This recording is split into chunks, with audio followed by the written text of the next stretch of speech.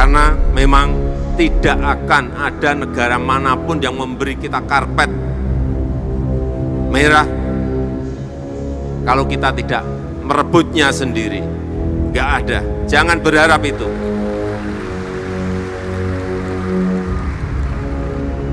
Halo Sobat Ini Info, Presiden Joko Widodo mengatakan, tidak akan ada negara di dunia yang akan memberikan karpet merah untuk Indonesia. Menurut Jokowi, hak istimewa tersebut harus direbut sendiri oleh Indonesia. Hal itu disampaikannya saat menjelaskan soal keuntungan hilirisasi yang saat ini sedang giat dilakukan oleh pemerintah. Tidak akan ada negara manapun yang memberi kita karpet merah kalau kita tidak merebutnya sendiri, enggak ada. Jangan berharap itu, ujar Jokowi saat memberikan sambutan pada pembukaan Mahasabha Kesatuan Mahasiswa Hindu Dharma Indonesia atau KMHDI di Universitas Tadulako, Sulawesi Tengah, pada Rabu tanggal 30 Agustus tahun 2023, yang disiarkan langsung melalui YouTube KMHDI Pusat. Jokowi lantas mengatakan, apabila hilirisasi konsisten dilakukan, maka dalam 10 tahun yang akan datang, besaran produk domestik bruto, GDP, per kapita nasional sudah mencapai $10.100 AS atau 153 juta rupiah. Karena kalau ini konsisten kita lakukan terus-menerus,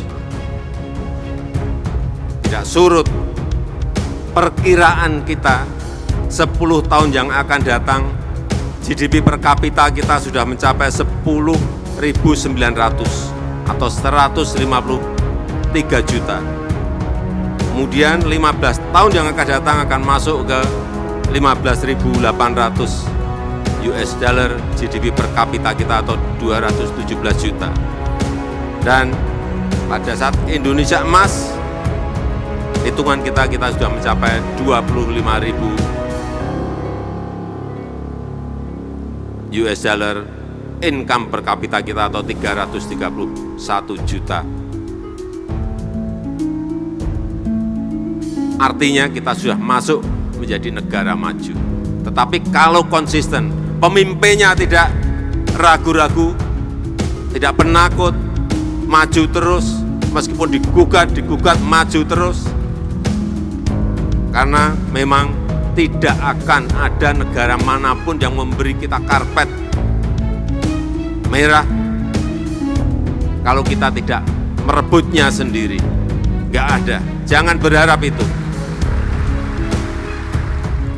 Dalam kesempatan itu, Jokowi juga menjelaskan alasan mengapa dirinya tetap meminta pemerintah melakukan banding setelah kalah usai digugat oleh Uni Eropa di peradilan WTO.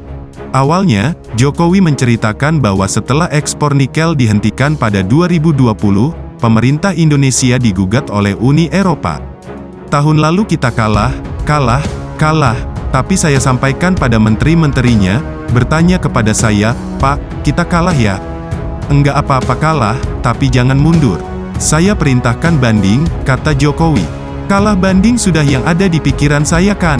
Saat banding memerlukan waktu, mungkin bisa 3 tahun, mungkin 4 tahun, mungkin 5 tahun, industri kita sudah jadi sehingga fondasi kita kuat, ujarnya lagi.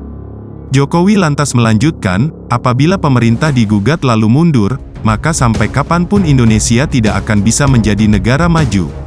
Terlebih jika kedepannya pemerintah ingin melakukan hilirisasi crude palm oil, CPO, perikanan, rumput laut, dan hasil bumi lainnya. Presiden Jokowi kemudian memberikan contoh, saat ini produksi rumput laut Indonesia merupakan yang terbesar kedua di dunia, namun Indonesia selalu melakukan ekspor rumput laut mentah. Padahal jika rumput laut masuk industri dan hilirisasi, ada potensi nilai ekspor yang semakin bertambah. Masa sejak zaman VOC 400 tahun yang lalu kita ekspor bahan mentah, sampai sekarang kita mau terus ekspor bahan mentah? Bagi saya, tidak mau, kata Jokowi. Kita sudah digugat oleh WTO, digugat oleh Uni Eropa, kita diberi peringatan oleh IMF, endet menteri-menterinya ke saya, Pak, ini ada tekanan. Saya perintah terus, ujarnya lagi. Kita ini punya barang-barang yang lain, komoditas yang lain, nikel, timah, tembaga, bauksit, batu bara, semuanya satu-satu, nggak usah tergesa-gesa, tetapi terus konsisten. Dan tidak usah kita ini takut gara-gara digugat di WTO misalnya. Enggak. Jangan mundur.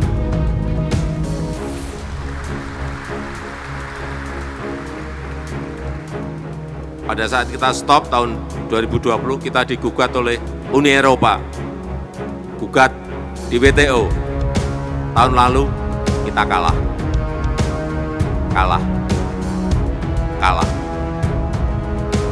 Tapi saya sampaikan pada menteri. Menterinya tanya pada saya, "Pak, kita kalah." Ya nggak apa-apa kalah, tapi jangan mundur.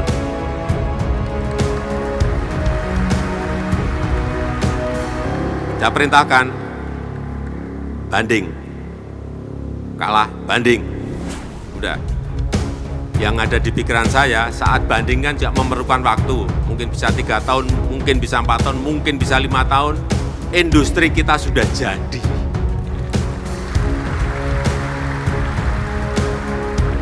Sehingga fondasi kita kuat. Kalau kita digugat seperti itu, kita mundur sampai kapanpun negara ini tidak akan menjadi negara maju.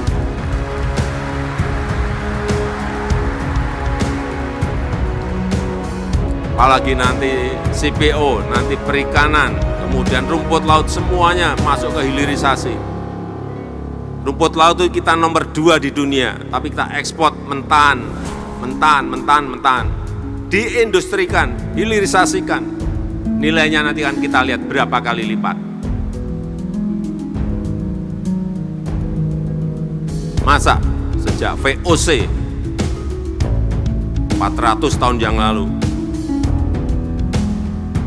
kita ekspor bahan mentah, sampai sekarang kita mau terus mengekspor bahan mentah? Untuk saya tidak.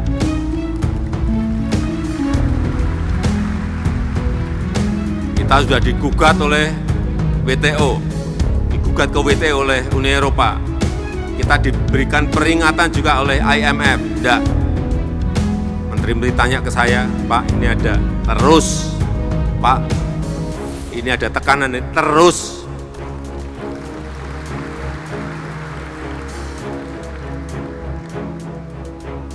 Karena kalau ini konsisten kita lakukan terus-menerus, tidak surut, perkiraan kita 10 tahun yang akan datang, GDP per kapita kita sudah mencapai 10.900 atau 153 juta. Kemudian 15 tahun yang akan datang akan masuk ke 15.800 US dollar GDP per kapita kita atau 217 juta. Dan pada saat Indonesia emas, hitungan kita sudah mencapai 25.000 US dollar income per kapita kita atau 331 juta. Artinya kita sudah masuk menjadi negara maju. Tetapi kalau konsisten, pemimpinnya tidak ragu-ragu, tidak penakut, maju terus, meskipun digugat, maju terus. Karena memang tidak akan ada negara manapun yang memberi kita karpet merah kalau kita tidak merebutnya sendiri. Nggak ada. Jangan berharap itu.